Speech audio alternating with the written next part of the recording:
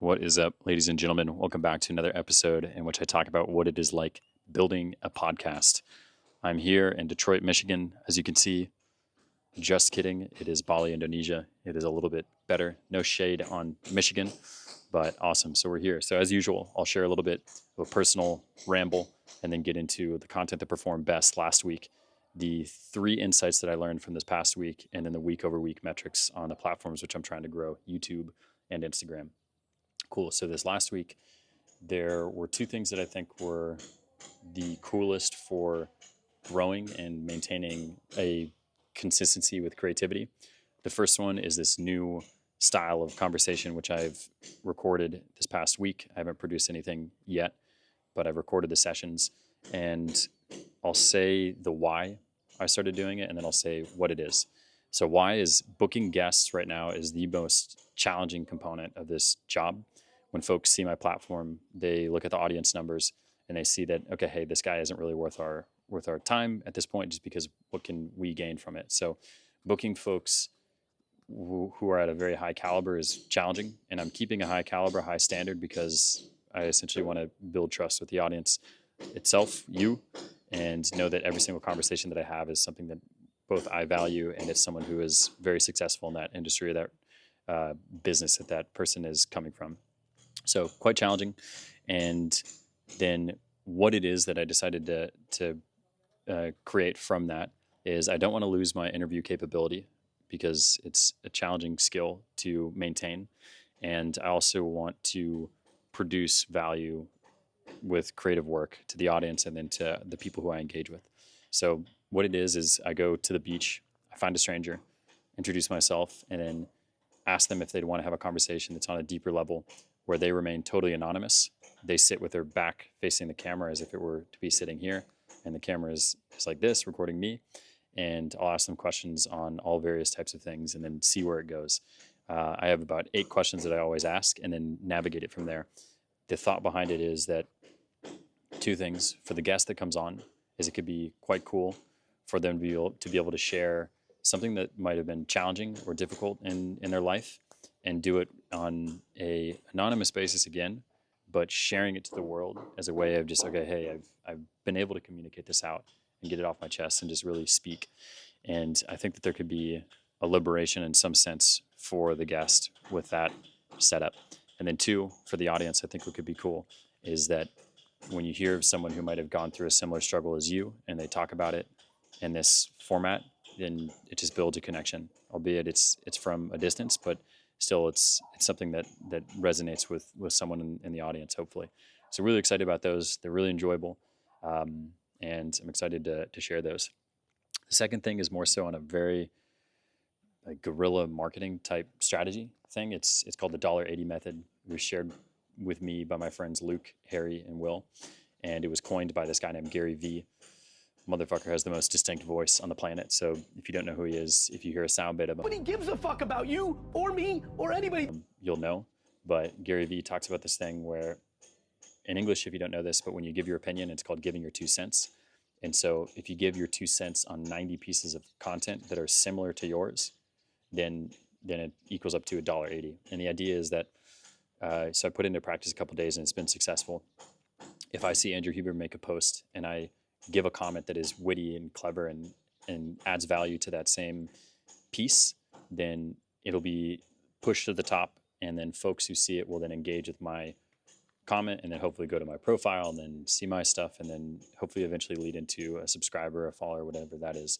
And it's been cool. It's been successful. It keeps me witty, it keeps me on top of things, and I'm excited to see how it continues to go. So far, it's been going quite well. And then the last thing is that I'm heading to Vegas tomorrow night to go do some work with my cousin. Quite excited, and we'll do some fun stuff there. Awesome. So top performing content from last week. So I didn't produce as much mid and long form as I necessarily set out to do, but I believe it's because I was working quite a bit on these 2 new components, more so just creating and working rather than producing. That being said, the highest performing piece was a long form interview that I did with Crew. It had 182 views, which is about the channel average. It had 29.5 watch hours, average is 20, so 9.5 higher, pretty great, and then 1 subscriber. And then typically on these mid to long form videos, I get about 1 to 4, so that is within the average, but want to aim for something that's really, really high. I think it did well on the hours because Crew has strong brand recognition. So when they see him, people want to listen to him. And then I'm saying all these things without the component being said of I think the interview was good. I think Crew said a lot of good things, but without that is that Crew has a strong brand audience enough to have people want to listen to him speak for a long period of time. However, the bad stuff I'd say is that Crew's audience is mainly on Instagram, so that big of a pull it wasn't necessarily there from YouTube to YouTube. It was more so high engagement for Instagram, but that's more so just outside of the guest. That's just of what could be used and leveraged. But the bad stuff on my part is I had a pretty low impression click-through rate, which is just people who see the thumbnail or the video and then they either click on it or don't. It was 2.9%. Typically, you want to aim between 5 to 10%. So I need to improve the keywords for it. I need to improve possibly the thumbnail. And then I need to improve the hashtags and the words that are in the description and everything so that it gets right in front of the right people to see it. So some good stuff to work on there. And then next, the short form is actually the same as the highest performing video on Instagram, which is workouts shouldn't feel like an Instagram reel. On YouTube, it didn't perform really, really well. It performed below average on views. It was 456, and the average is 552. And I had one subscriber from that. And then on Instagram, performed much higher. Crew shared it on his story, which is great. Got a lot of engagement from there.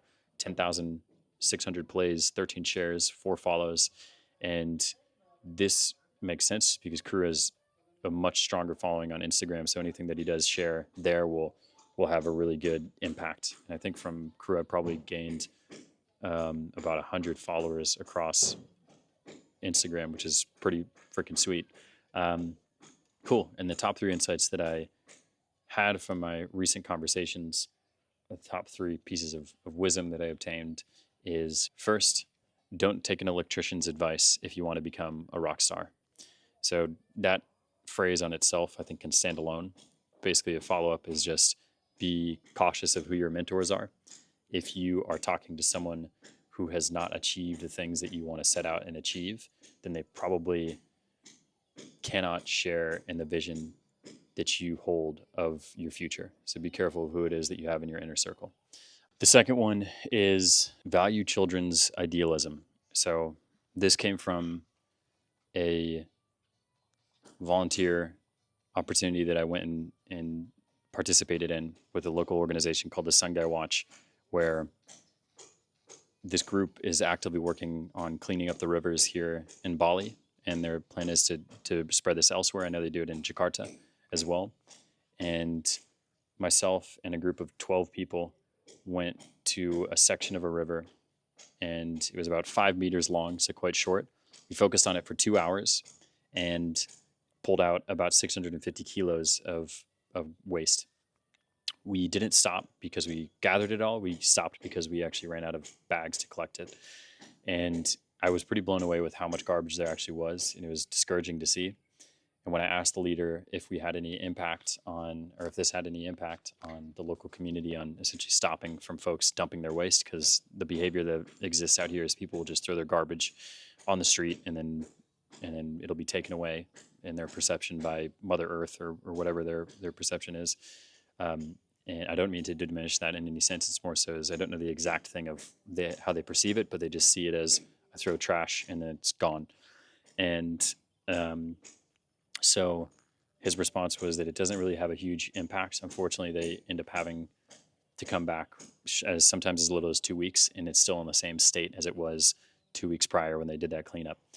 But he was very hopeful. I heard that and I was quite upset, but he was very hopeful. And he said a couple of things, and the main one was that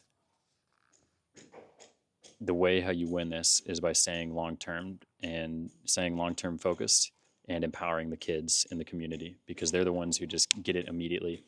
And they realize that this is a world that we all must protect. And so it's quite wonderful. So it made me think that we all should be cautious as we start to age, and that we should never be too rigid in our ideas, that now the people around us are just waiting for us and our beliefs to pass away so that they can make the world a better place. We should never let that happen. We should always embrace the wondrous vision that children have of a better world and see if we can actually make that happen. Because oftentimes kids can see through the bullshit that we can't. And it's something we should share in. Awesome. Last one, act based on your needs. So this came from a conversation that I had with someone during the sunset session. And he shared his biggest fear was going up approaching girls at a bar. And I think many folks can resonate with that. I've certainly had a similar fear in the past. And the way how you explained it is he doesn't want to go up and bother someone when they're at a bar doing whatever. He sees himself as being a bother. He thinks he's too nice in the sense of hey, I don't want to go and do that. Whereas if you act based off of your needs and you go and communicate to that person, and you also expect that that person would do the same, that they're an adult and they can communicate based off of what they choose to want or not want, then the world would be a much better place. So don't overthink a situation based off of what you anticipate someone to do based off of what you might do, because that will only build resentment in yourself, and it removes you from connection with people. So don't do that. So act based off of your needs and see what happens and see what the world has to give to you. Cool. Lastly, we've got the week over week metrics. So not a huge amount of growth in YouTube. We went from 711 last week to 719 of the 1,000 goal. And then watch hours, we went from 2,470 to 2,651 out of the 4,000 goal, or milestone, I should say. And then for Instagram, we went from 1,000 is the target. We went from 671 last week to 740 this week. So pretty cool to see that growth coming from Cruz, Page, and all of that he has shared with the content from last week. Cool. Thank you guys so much. See you in Vegas. Hasta la vista.